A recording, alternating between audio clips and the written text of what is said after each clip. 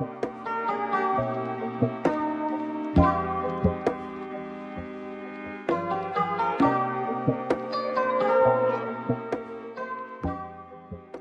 2013-14, Tottenham had one of the most disappointing seasons in the last 10 years. They sold Bale for a world record transfer fee and signed 7 players to improve the team. Unfortunately, most of the players were flops and the season went from promising to forgettable very quickly. By mid-December, they were looking unlikely to get Champions League football and they had lost embarrassingly within a span of weeks, and as a result, Andre Villas-Boas was sacked. Tim Sherwood took over for the rest of the season, and while the team hit a good run of form over the next 6 matches, the season fizzled out and they lost 3 more matches by embarrassing scorelines. All in all, it had been a season that promised a lot but delivered very little. Disappointment aside, Daniel Levy, the club's chairman, knew he had a huge task on his hands. So who did Levy hire to turn Spurs into a truly competitive team? The man he chose for the job was Mauricio Pochettino. Pochettino had coached Southampton for a year and a half, and in that time he had managed to lead the Saints to their highest finish in 11 years. Aside from that, his managerial career wasn't particularly impressive, so it's fair to say despite a decent time with Southampton, Levy and Spurs were definitely taking a gamble. In spite of this fact, Spurs fans were quietly optimistic about their new manager. Here's a little piece from his first interview with the club. It's an absolute honor to be a head coach of such a big club. I am very happy to be here. As you can tell, he seems a bit shy, second language aside, and he gives off the aura of ambitious but just happy to be there. I feel like that was a reflection of Spurs prior to his arrival. They were always trying, but no matter how they did, it was always just considered quite a big achievement. Over the years, we've seen Pochettino become more comfortable with the language and his role as Tottenham manager.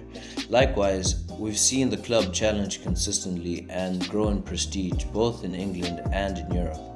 Sure, the trophies haven't come yet, but you definitely get the feeling that it's just a matter of time. So, before we get into how Pochettino has taken Spurs into Europe's elite, let me give a quick rundown of the club's last 5 seasons with Pochettino in charge and important milestones for each season. In 14-15, his first season at the club, he came 5th in the league, reached the League Cup final and introduced Harry Kane into the first team. In 15-16, he led Spurs to their first title race in the Premier League era and introduced Dele Alli into the first team.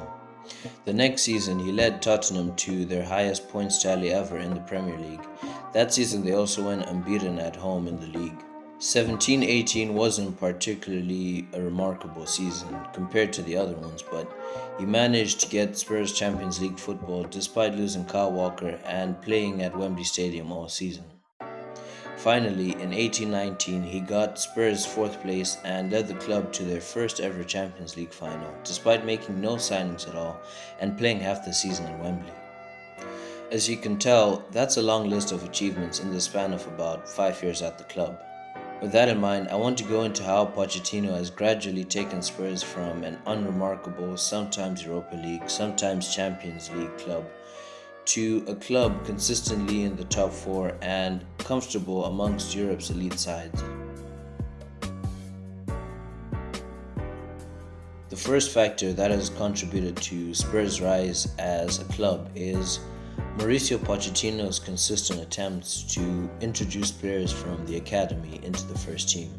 Since he arrived in 2014, Pochettino has made Harry Kane, Dele Alli, Harry Winks, Eric Dyer and Ben Davies all first-team regulars, and even given players like Oliver Skipp and Kyle Walker-Peters a lot of first-team minutes.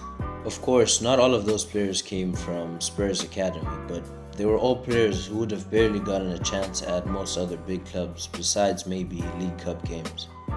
Instead, Pochettino has made an effort to be as inclusive as possible with young players, even if their ability isn't immediately apparent to the rest of us.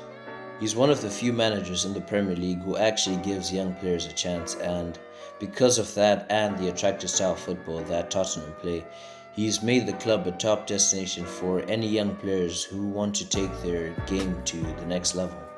Because most of the first team players broke into the team at such a young age, the team has grown together as a unit and most of the players are hitting the prime around the same time.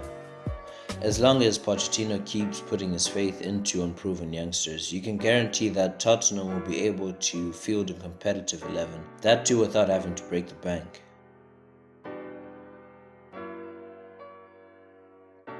The next contributing factor to Spurs' success is Pochettino's willingness to work with what he's got. Let's be honest, the squad Pochettino inherited was bang average and had about 5 or so decent players. But despite that fact, Pochettino made the best of what he had and made the team play to its full potential. That's what makes Pochettino so special. He doesn't demand a lot and even makes players who seem otherwise unremarkable perform beyond expectation. Take for example this match against Chelsea in Pochettino's first season that Tottenham won 5-3. This was the lineup on the day, and even though Chelsea eventually won the league, for 90 minutes you couldn't tell which team was on top of the league. That was just the first glimpse into what Pochettino could turn Spurs into. Even though Spurs don't spend a lot, once in a while they splurge a little. One of those little splurges was Moussa Sissoko in 2016. At the time, the signing was a bit confusing since Newcastle had gotten relegated, but he was one of their best players that season and a French international, so it made sense on that front. Still, it was a bit of a surprise that Spurs had broken their record transfer on him. Unsurprisingly, he struggled to fit in the team and it wasn't long before he was labeled a flop. Despite the label and even being described as a headless chicken, Pochettino kept his faith in Sissoko. Fast forward to 2019 and Sissoko is now one of Spurs' best players.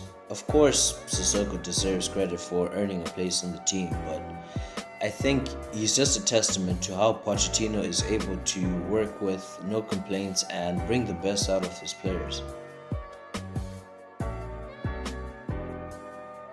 The third major factor in Spurs' rise is one that may not be easily quantifiable, but it's been incredibly vital. And it's the never say die attitude that Pochettino has instilled in Spurs as a football club.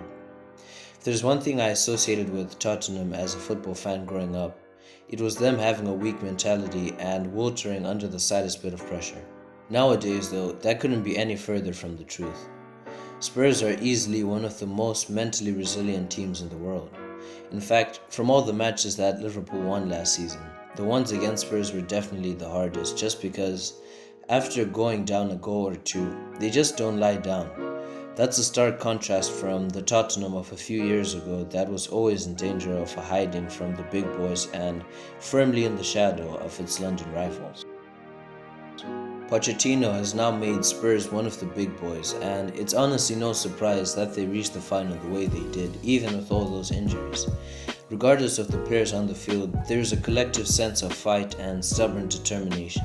That hasn't just come out of nowhere. Pochettino has drilled his side into one that doesn't accept defeat until the final whistle blows, and because of that, his players are willing to die for him.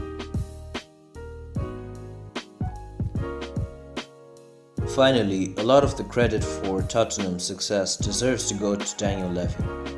Levy gets a lot of crap for being stingy and overly careful in the transfer market, but the sheer amount of great decisions he makes and good business he does blows that argument out of the park. Since he became chairman in 2001, he's overseen Spurs' transformation from a mid-table club to a mainstay in the top 4.